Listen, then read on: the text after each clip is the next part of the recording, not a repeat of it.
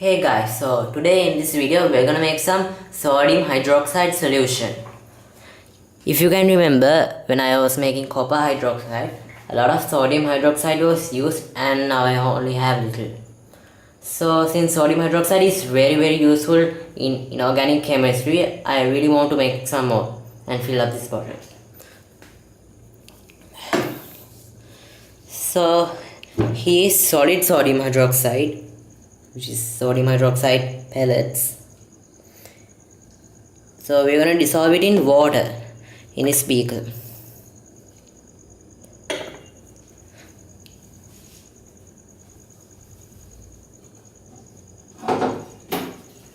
So first of all, I'm going to add some distilled water.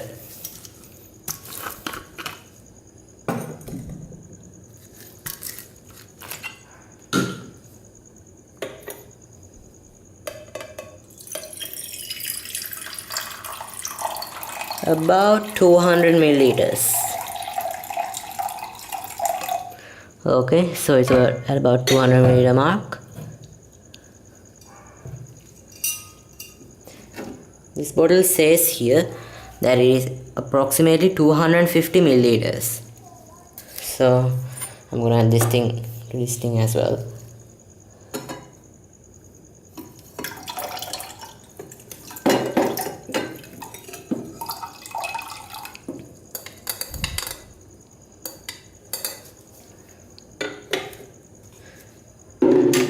So this thing is about 235 or something like that.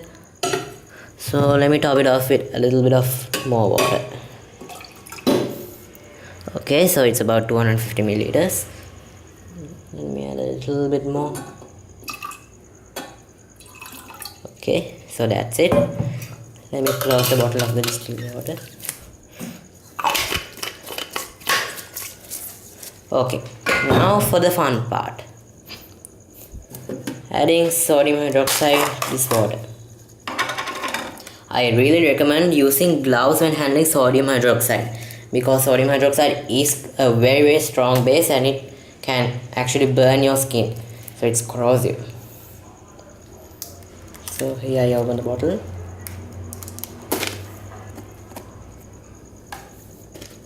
And here are sodium hydroxide pellets. You can see here.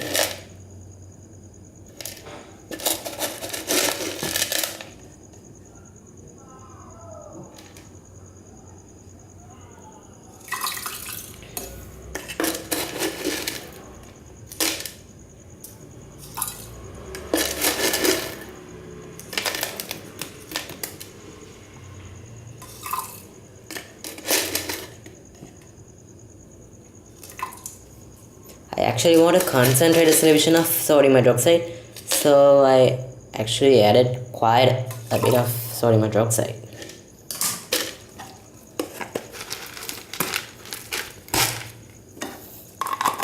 You should also notice that the addition of sodium hydroxide to water is very exothermic, which means it's gonna heat up a lot. I can actually feel that temperature is rising like crazy. So now I'm gonna stir it very rapidly for all the sodium hydroxide to quickly dissolve in water and also for the temperature to get spreaded through the water. So it can be a bit dangerous if the higher temperature would stay in the bottom. To show you the temperature change, here I have a glass thermometer.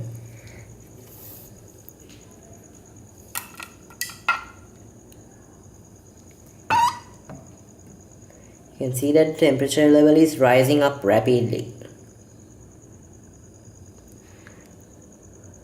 Now it's about 40 degrees Celsius. And maybe you can't see it from the camera, but I can actually see some water being evaporated. It's rising above 40 and it will continue to go on.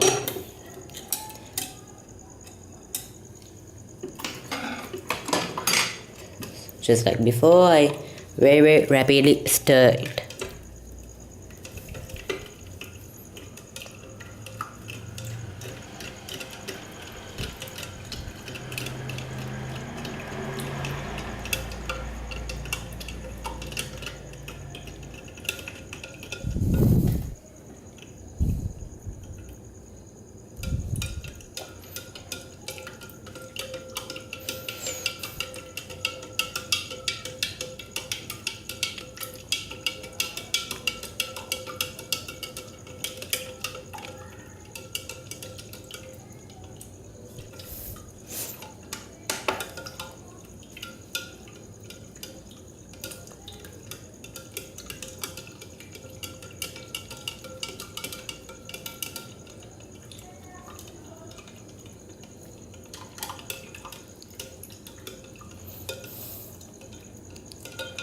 So it does seem like most of the sodium hydroxide have dissolved. And I can actually feel that the beaker is really hot. So now to check its pH, I'm going to use some universal indicator pH paper strips.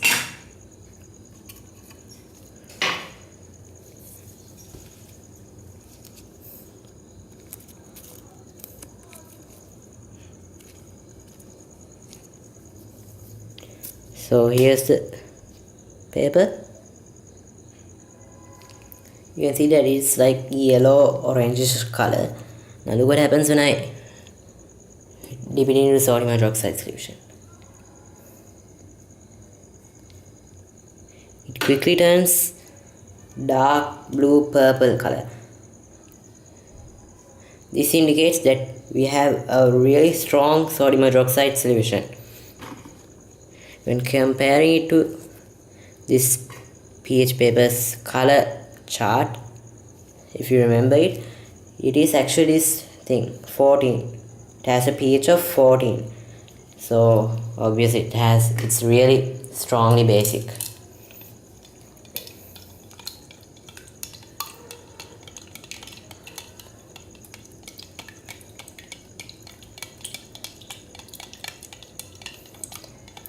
Again, this reaction of sodium hydroxide solid with water is really exothermic, so you should follow the safety precautions while doing this experiment. At some cases it can be really dangerous.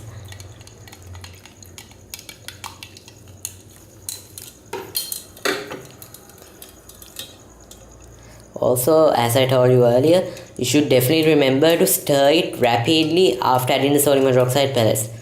Otherwise the heat will only stay at the bottom of the beaker, and it can even rise up to temperatures where sometimes glass can even crack. So I recommend you use a glass like Pyrex heat resistant glass other than this pathetic borosilicate glass. But anyways, it doesn't matter unless you don't stir it like this.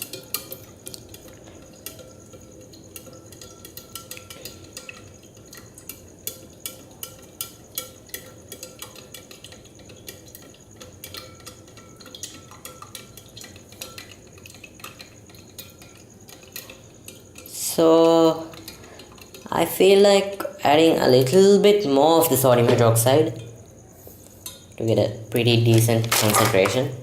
So let me again add a little bit of it.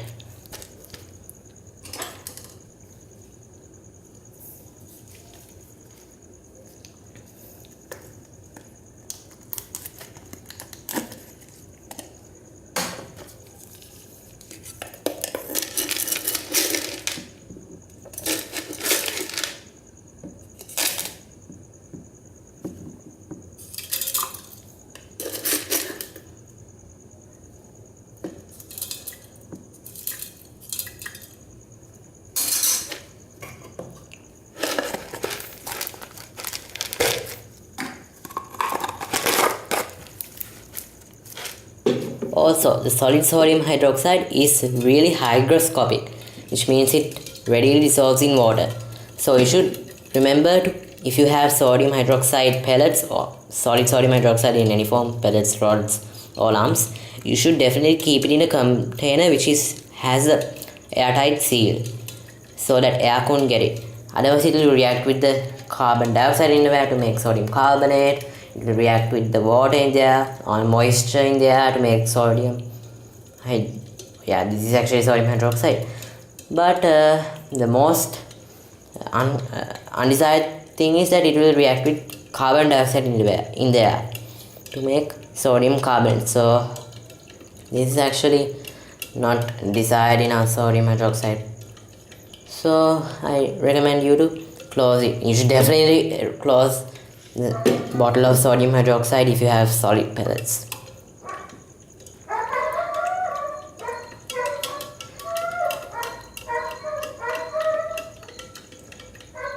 So this is actually a lab grade sodium hydroxide, which means it's actually really pure. in this you can see like the maximum limits of impurities. All the insoluble matter, chlorides, carbonates, phosphates, silicates, sulfates, potassium and zinc. So according to this, it's actually really pure. And about the safety, cast number, risks, they have definitely told that it's corrosive. They have also put the corrosive sign in here as well. This is the symbols for sodium hydroxide, NaOH, the chemical formula, sorry. So well, I guess that this concentration is pretty good for me. Wow, it's really hot. I can't even barely touch it.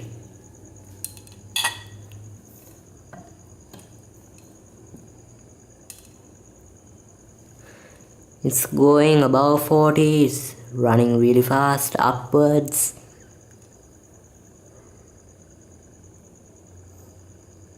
$45. Okay, now it's not stopping from there. It's going 46, 47, 48.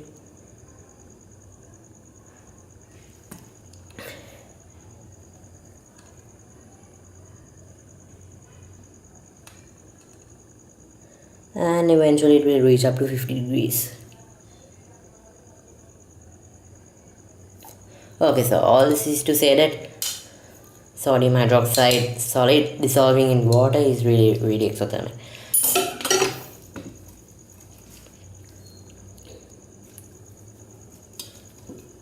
So still there seem to be some like undissolved sodium hydroxide, so it will flare up when you stir it.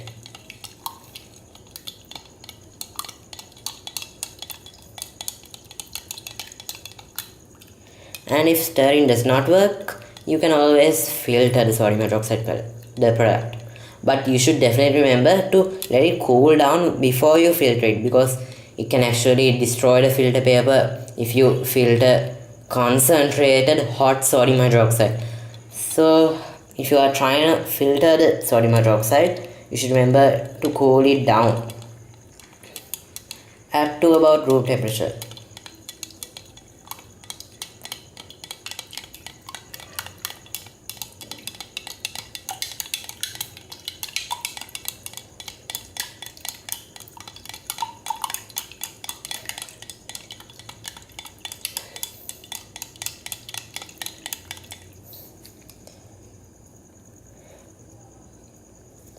Okay, so yeah, I'm bored of stirring and I should really buy a stir bar and a magnetic stir bar hot plate.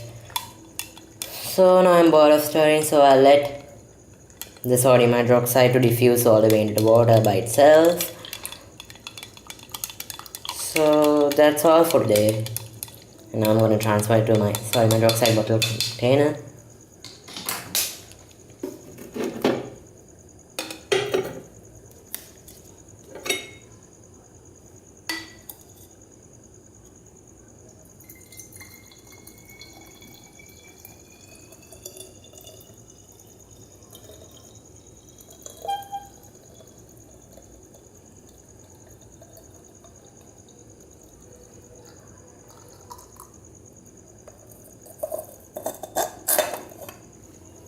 So here it is. Sodium hydroxide, NaOH, very corrosive and still it's quite hot. So that's it for today.